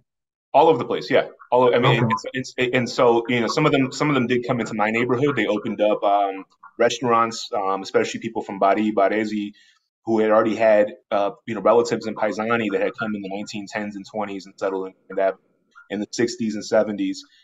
I call this the second wave of Italian. Not just me, other people use this too. The second wave of Italian immigration that comes in the decades after World War II with cheap airfares, um, easier communication and maintaining contact back and forth. You can travel back and forth easier. Telephones come on, right? You can start calling people instead of having to send them letters. So there becomes a back and forth. There always was. There was Italians that came back and forth, as you know, 120 years ago. Also, right? Mm-hmm. This becomes a really important thing because it's much easier to do that. So the second wave of immigration happens, and so in Chicago, the same as in New York or Jersey or something, you see a large wave of people coming from Sicily and from mainland southern Italy from exactly the same towns that had come decades before, right? And so they reinvigorated the Italian culture and character of communities. So my community was kind of a dying Italian community. They were moving out to the suburbs. It was an inner city sort of hood neighborhood, like gang activity and all sorts of stuff like that. And people, so a lot of the Italian immigrants are moving to Elmwood Park, which is a suburb along Harlem Avenue, opening up dozens of businesses, bakeries, delis, pizzerias, restaurants, all kinds of other stuff, owning property. Melrose Park, Addison, Wooddale, towns like that, right? They were moving to these places in large enough numbers, right? So that when I Mm-hmm. was a kid, especially if I would go out to places like Harlem Avenue or Melrose Park on Lake Street or something, I mean, there was a very Italian character to it. So it would be like the equivalent of going to like 18th Avenue in Brooklyn back in the 80s, where there's Italian paisani clubs, there's social clubs, there's bakeries, there's active churches, because these people really they reinvigorated the Italian character. They sort of re-Italianized it. And they came from the same places again that people had come from before, right? They were paisani or even like extended relatives of theirs. So the same Mm-hmm. towns that you see that came to Chicago in 1900 or 1920, they were sending people in 1960 and 1970 and so forth. And they, like a lot of these old paisani societe, got reinvigorated, and many of them still exist today. They're active. They now those people have those people are old. They came in the 60s and 70s for the most part, and they have kids and grandkids, right? So they've kind of added to that layer. But like if you go to the northwest side on Addison Street, past west of Harlem Avenue, which is just next to the suburb of Elmwood Park, they renamed the street Via Chinesi, and they have a Mm-hmm. chapel, for the Società, for Santa Fara di Chinesi, right, in Palermo, because there's a lot of people from Chinesi in Chicago, right? For They those also who have are unfamiliar, just Cinisi is the hometown of Gaetano Badalamenti, one of the most famous Sicilian yep, bosses of all time. yep. One of the main players in the pizza connection. I mean, Cinisi is really inseparable from the It's mafia linked very when you closely dig to into Northern Illinois. We know that also. yeah, Because there's a diaspora of people from Chinesi in Chicago, Rockford, Beloit, Wisconsin, areas like that. It wasn't just in the major city. They were flying into O'Hare, that's the international airport. Some of them then would stay in Chicago, and other ones would then move and maybe open up a pizzeria or a restaurant or something way out in some small town because there's opportunities. A yeah, tiny number of those people who had anything to do with the mafia, right? Of yeah, of course. course. I'm not saying that all these people somehow were connected to it, but I mean, they were coming from a heavily mafia active, town, like many towns in Sicily. So some number of them had some connection. That's to be expected, you know. And there was a lot of clout too for the if you were affiliated or connected, even just related to somebody involved with the mafia in Tunisia, there was a fall from grace with the Sicilian Mafia War and everything. But there was a time where if you were from Tunisia and there's so much interrelation there, there's a lot of clout that went along with being from there. That's an important detail. Well, when you say the Mafia War, you mean the second Mafia War with the Corleones in the early '80s, or you mean the first Mafia War in the early '60s? In the '80s, Yeah, yeah, the late '70s, like when Badalamenti fell from yeah, grace. yeah. I thought so, but because the first Mafia War, we know this, but not a lot of people don't know this. People that are history buffs on the Sicilian Mafia will know the name of Cesare Mansella, who was the boss of Cinisi and who was killed during that first Mafia War in the early 1960s. He apparently was a member of the Chicago outfit before he. That's the story about him, and him and his brothers definitely lived in. They lived in Calumet. His brother was operating rackets in Calumet City, which is a suburb directly south of the city. So Yeah, interesting. Manzella fled to Springfield. He may have been a member of the Springfield family before he returned to Sicily. He became the boss Yeah, of Tunisi, so he transferred his membership likely, yeah, possibly from Chicago to Springfield, then back to yep, Tunisi, became boss, and was killed. So, I mean, yeah. he's a part of Chicago history in his own small way. And Sure. maybe we Yeah, don't know how small. We don't know how big or yeah, small really yeah, these yeah. So guys that's were something to think shadowed. about. That's something to think about. I mean, like even before more recent decades, there was back and forth movement. There was people that got deported or people that went back to Sicily for different reasons. We'll talk about this on some other episode at length, I think, with Rick. But I mean, there was a Yeah, really bloody internal conflict within the Chicago outfit in the 1940s, which yeah, there was yeah. Rick will have a lot of insight into that. yeah, and something that we've all talked about a lot. But there was basically a war or like a coup within the outfit, it seems, in the 1940s, and a bunch of guys got whacked, and then some other guys left who were probably connected to it. They got out of Dodge because there was some nasty shit going down. I mean, they were finding guys with holes drilled in their head. It was like they were torturing guys. So Cesare Mansella and his brothers left to Springfield in the 1940s, right? So yeah, before that they were likely Chicago members who then transferred to Springfield, Yeah, and they were related or connected to Vito Impastato also, who also had a brother in Calumet City, and who was a member of the Springfield family, who was also from Genesee. So there's a lot of connections, and a so lot of them. yeah, and that's Yeah, another thing too to think about. People who aren't from Chicago might not realize how large and how robust and active the Italian community is there. Um, you know, and but likewise also, it's not just in the major cities. I think people think Italian, they think city, they think urban people, right? Even though nowadays, even in New York, most Italians live in the suburbs, but that's a different story, hmm, right? Um, but this is true in the East Coast, and this is true in the Midwest. I mean, there was Sicilians and other Italians over the years in both waves of immigration that scattered all throughout the hinterland of these major immigration centers, right? right. And like I said, they would set up restaurants, pizzerias, businesses. Back in the days, they would work in coal mines and railroads, and they were all over Illinois. It wasn't just Chicago. So there was a Chicago family. There was a Rockford family. We don't know if it exists. No one can tell you if it exists today, but it definitely existed up until the 80s or 90s, as Right. far as we know, right?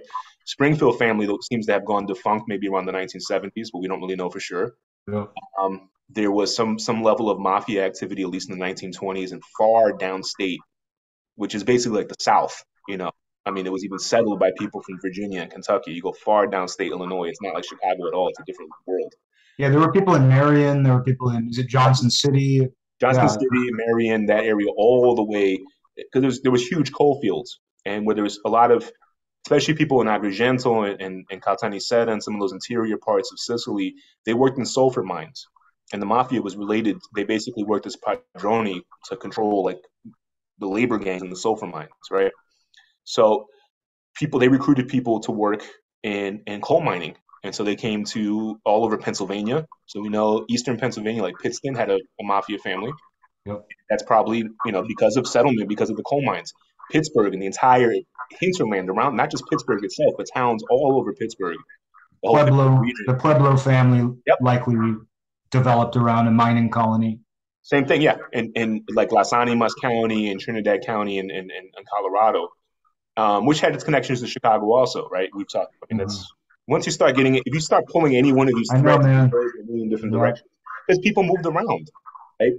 And they might have moved, they might have immigrated to one place, then they got on a train and they moved somewhere else, and then they might have left that place and married a woman somewhere else, right? And they still had connections. We know that even 20, 50, 60 years later, guys will still be in contact with their paisani from their same hometown and the other side of the country, you know, Yeah.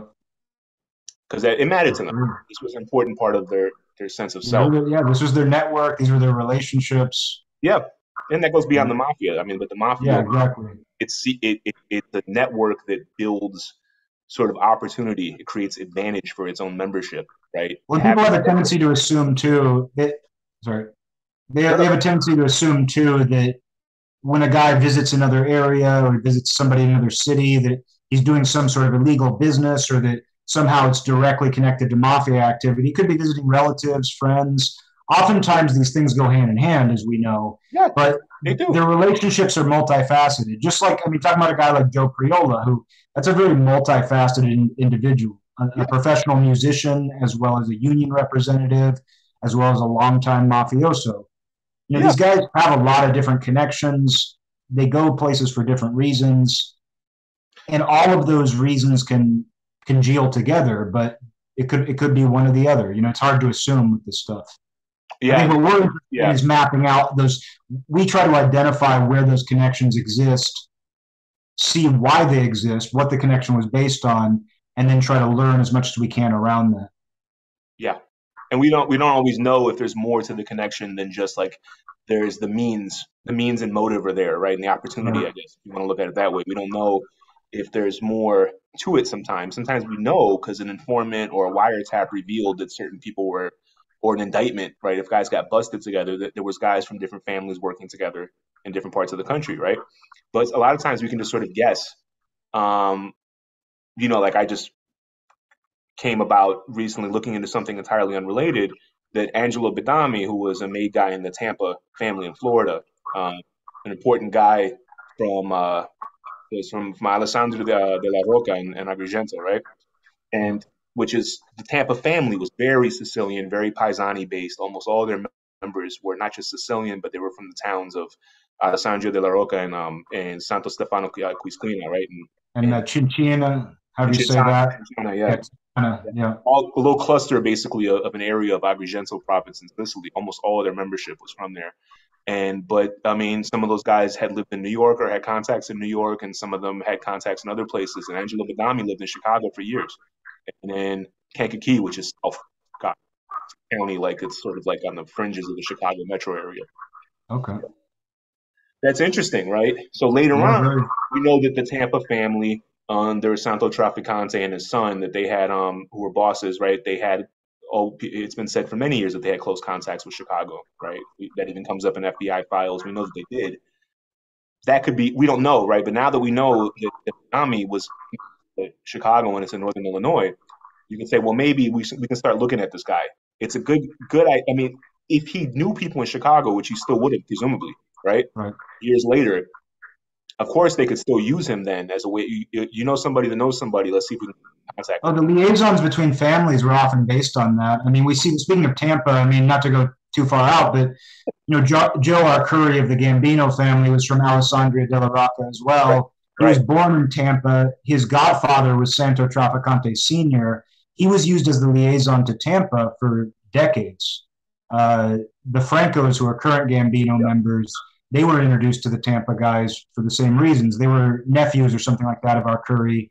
Their family had lived in Tampa. So we see those sorts of relationships with the liaisons. It's not always that, but there yeah, often is some sort of deeper history there. The guy has a personal connection to that town. Maybe he was from there. Maybe he has relatives there. Maybe he has compaesani, some sort of connection. They yeah, use these organic relationships that exist yeah, to facilitate formal mafia contact.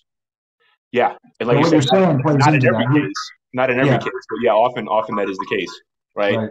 And yeah, because it makes sense. It's natural that they would do so, right? And we just there's no member or even associate of the Chicago Mafia that we know of that comes from one of those towns, right? It doesn't Yeah, mean that there's people we didn't know about. It hasn't surfaced because they didn't have a major community in Chicago, but there a lot of people from other towns in Agrigento were in Chicago and had membership in the Chicago family. And particularly that Western Agrigento area that's very closely connected, Well, I very mean, intertwined. yeah, a boss of the Chicago family that's famous. Like this wasn't. We're not talking about ancient history. We're not talking about 1900. Johnny Apes Monteleone. That was he was the boss of the Chicago family in the 90s. He was, and before that had been the captain of the Chinatown crew. He was born in Sambuca de Sicilia. Yep. He came over as a kid, right? That's an important detail. That's Yeah, even if it's you wouldn't call him a even, zip. He wasn't like a mafia member from Sambuca that came over as an right. adult, right? But he was. I mean, he was himself a first generation immigrant that arrived as a very young kid. So he would have continued to have those kind of strong contacts to his family, right? Yeah, that's fascinating stuff. Even if it had no direct impact on his involvement in the local Chicago environment, those are the things we look for. And once you look for that and find that, that potentially opens another lead.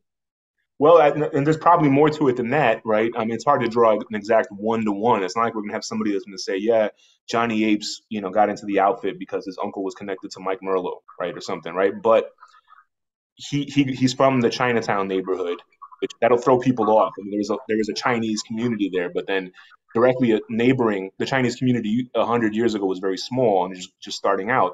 Directly neighboring it was a large Italian community, like another inner city Italian, like port of entry community called Chinatown or Armour Square. It's part of the Bridgeport neighborhood, and there was a number of people from Sambuca de Sicilia.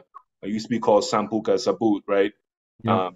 Like an Arabic name. I guess they wanted to Italianize it, so now they think under Mussolini specifically they changed Well, it. and these two Italian and real quick, two Italian investigators from the mainland went there in the late 1800s, and they were attempting to research the mafia really for the first time. The Italian mainland sent an envoy to Yep. investigate this.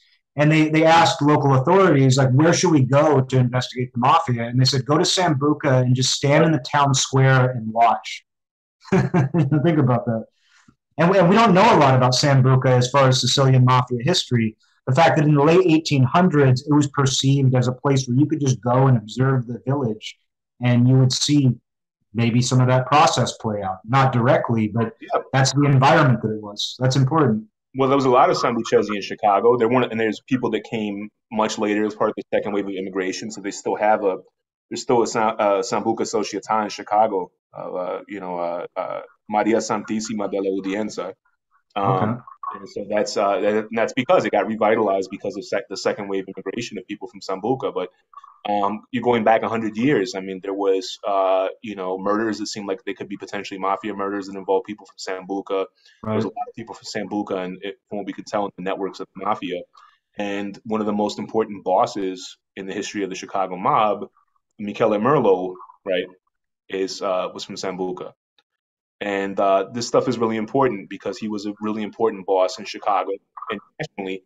And he happened to also live in the same neighborhood that Johnny Apes Monteleone's Oh, family. really? I didn't. That's news to me. Wow. Yeah. So Yeah, even if there's no there was direct a cluster connection, I of think. people from Sambuca in that neighborhood. So whether or not Johnny Apes' family was involved in the mafia, we don't know. They could have been, maybe not.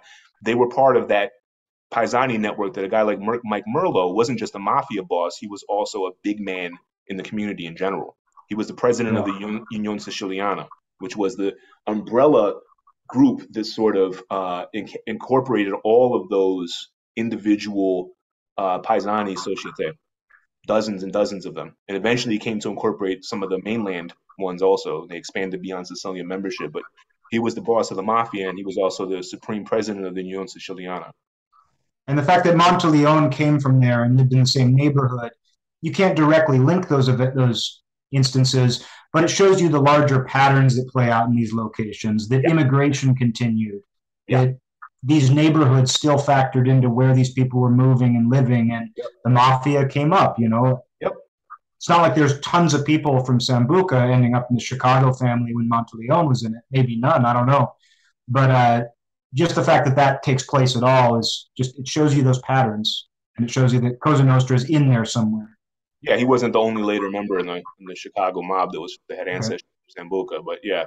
So that's he's just a notable example because he was himself born there. And he was a recent he died 21 years ago. But anybody who knows about like the sort of like modern Chicago outfit will know who Johnny Apes is, right? Uh-huh. So, but I don't think I've never seen him brought up that he was born in Sicily, I mean, I learned it from you, so Yeah. it's new to me. Yeah, but I mean that's and he came over in 1924, so that was still a long, long time ago, right? But I mean, it's I mean lots of people were still coming from these places to Chicago. They still are to some degree even today. So Hmm. it's a sort of a ongoing process, where there's assimilation is happening, but there's also people that move back and forth and still maintain strong links to to their hometown. Yeah. Well, I'm thinking we should wrap this one up. I think we covered a lot of ground. I think there'll be a lot to explore within what you said. I know when we have conversations with Rick and Angelo about Chicago, we'll revisit some of this stuff and go more in depth. Um, There's a I lot mean, there. I thought, what's Yeah, that? A lot there's a there? lot Yeah. there. Oh, yeah. A lot. Yeah. Yeah. Yeah. I mean, I've learned more about Chicago in the last 2 years than I learned in the last 20, easily. And, part of that's just because I've taken a greater interest in trying to wrap my brain around it. Part of Mhm. it's getting to know you, and, you've learned so much about it, taught me so much about it.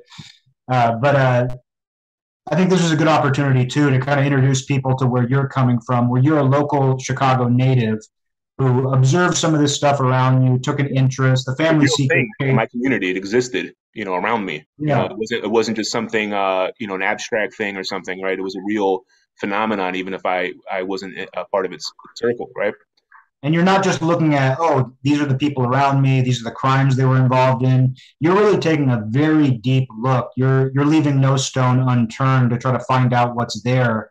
And it turns out there's a hell of a lot. There's so much there. It's almost it's a lot to take in, and I've just been slowly taking it in myself. But I think this is something that listeners will find utterly fascinating because everyone is interested in Chicago. Everyone finds them intriguing.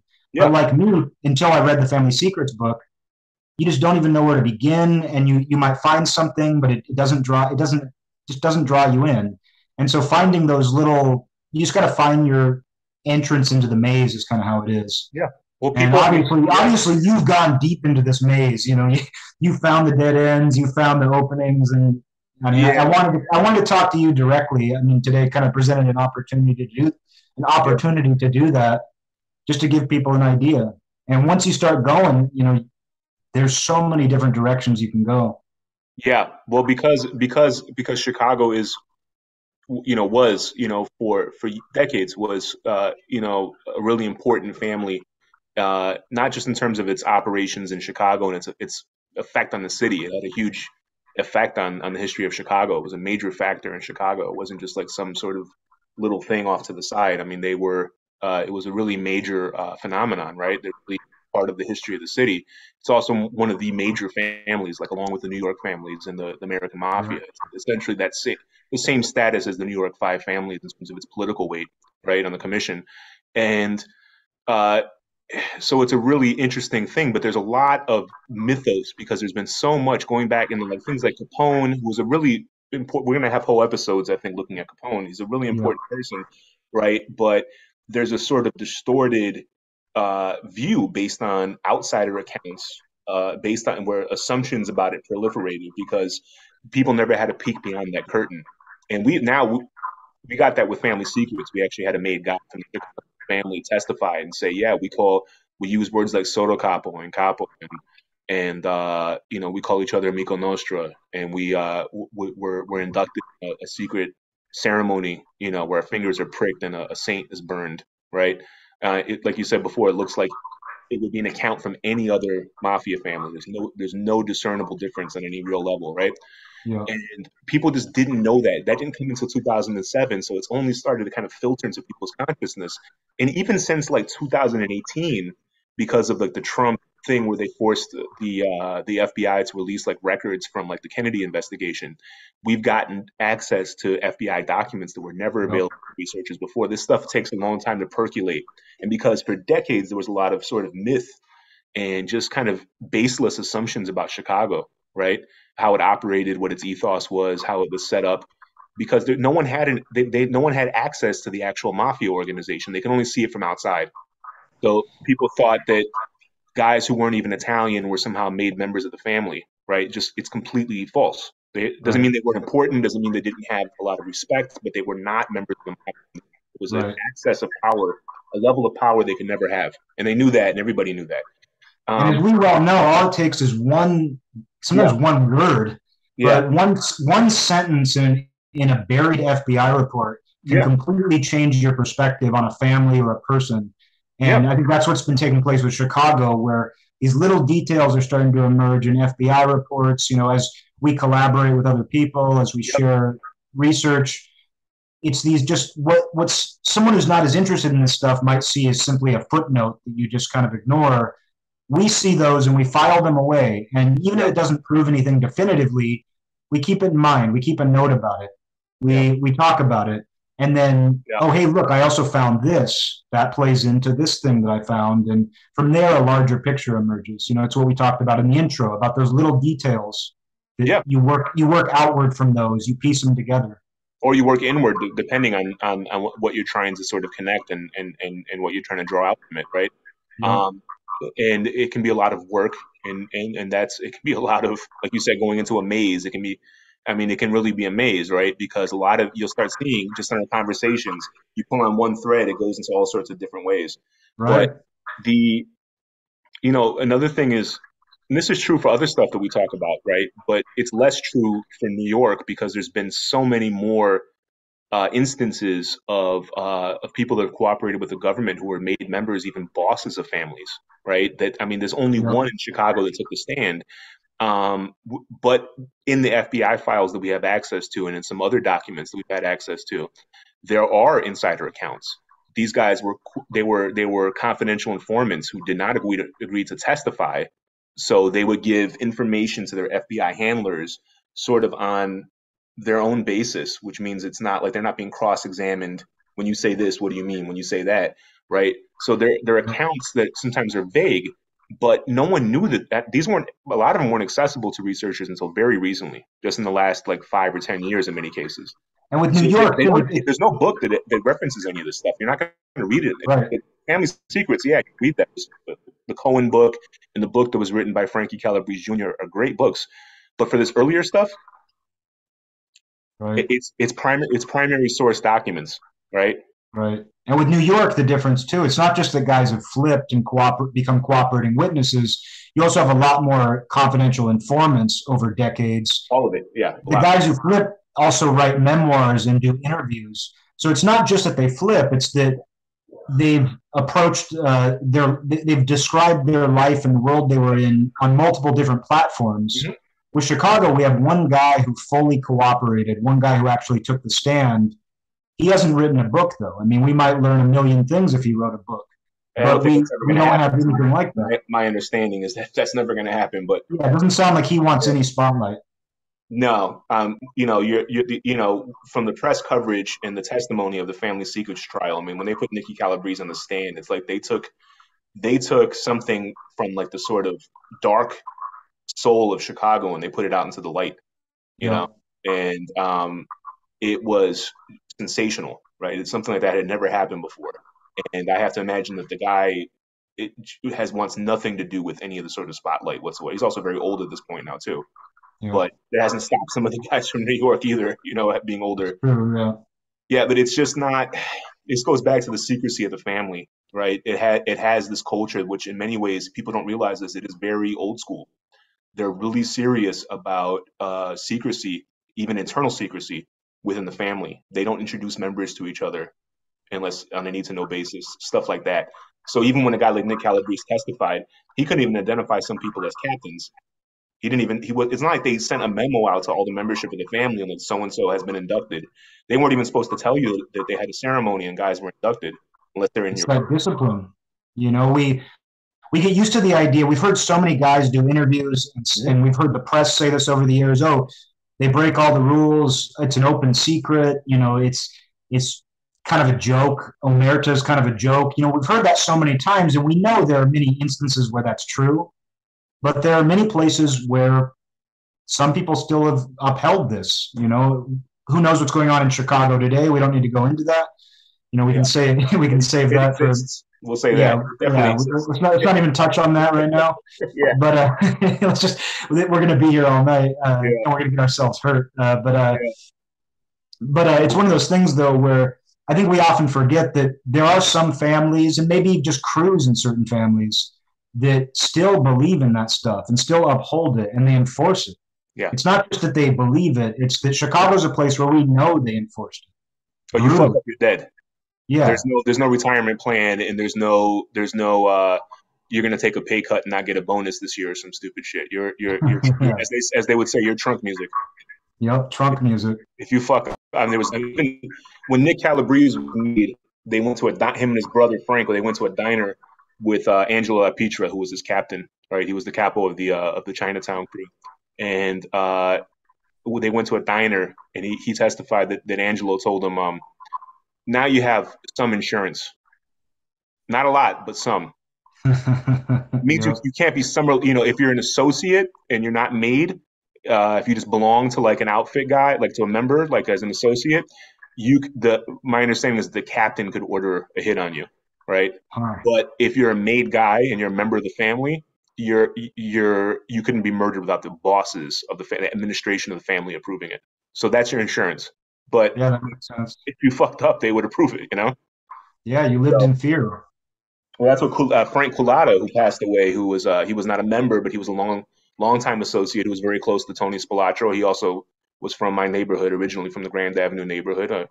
Long time before I was around. But uh, he he said that Joey Ayupa, who was the boss in the '70s into the mid '80s, that he would order a hit on a ham sandwich. He didn't want to. I mean, he wasn't a member. He didn't want to be around the guy like in a meeting or something, right? Because you say Yep. something wrong, the guy might just order a hit on you. Scary guys. They had no room for. They had very little tolerance for error. I think that's Yeah. something we can definitely say about them. And I think they're like the Sicilian families, in that there's a lot of you wouldn't think it, but they really, in many ways, they are. Yeah. Yeah. Yeah. Well, thanks for a great conversation, Eric. This is really enjoyable. Absolutely, brother. Yeah.